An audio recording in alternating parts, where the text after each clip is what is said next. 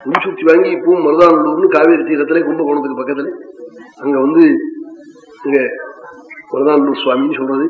இந்த சுவாமி ராமனே அவதரிச்ச பீடம் அது. இன்னைக்கு அங்க பீடம் இருக்கு, நித்தியம் ராமநாமா. அந்த மார்கழி மாசத்துல 24 அஷ்டபதியும் 24 தேதியில பாடுறது. 24ஆம் தேதி தான் ராதா கல்யாணம்.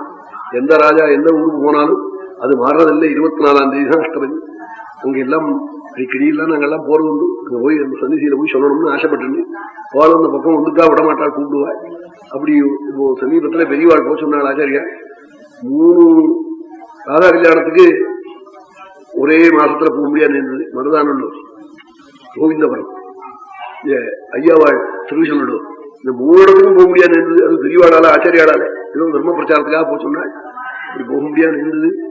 ராமாவதார சரித்திரத்தை வால்மீகி ஆச்சரியமா சொல்றாள். சர்வ துக்கமும் நீங்கிறாள் அயோத்தியா காண்டம். அப்படிப்பட்ட புண்ணிய சரித்திரம்.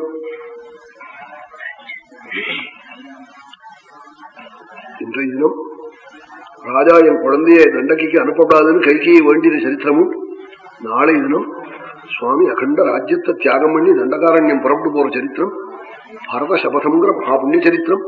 சர்வ தர்மத்தையும் பரதன் கௌசல்ய என்றதை சொல்ல போறாள். அப்படிப்பட்ட புண்ணிய சரித்திரம் நாளை தினம். நாளன்னைய தினம் பாதுகா பட்டாபிஷேகம். காலையில 6 மணி முதல் கொண்டு இங்க பாராயணம், 3 வேத பாராயணம் நடக்கிறது. ஸ்ரீமத் ராமாயண நவாக பாராயணம் நடக்கிறது. சாயங்காலம் சரியா 5 மணிக்கு முன்னாடியே ராமகானம், கோபாலனுடைய கானம், ராசகானம் சேர்ந்து நடக்கிறது. இந்த சந்தர்ப்பம் மாதிரி ஒரு சந்தர்ப்பம் கிடைக்காது. எல்லாரும் இங்க ஸ்ரீ சீதாராம பிரசாதத்தை பரிபூர்ணமா அடையணும்னு கட்டுக்கிறேன். தெய்வமான படம், திருப்பியார் ராமனுடைய படம் 4 விலை வச்சு சுருக்கமான விலையெல்லாம் வச்சிருக்கா.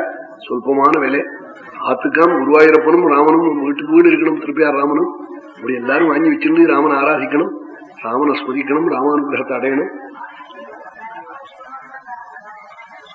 ஆமா, 10 பைசாவில வால்மீகியினுடைய படம், ராம படம் எல்லாம் சேர்ந்து இருக்கு. அதை அவசியம் எல்லாரும் வாங்கிக்கணும். சொல்றாள் 10 பைசா தானா.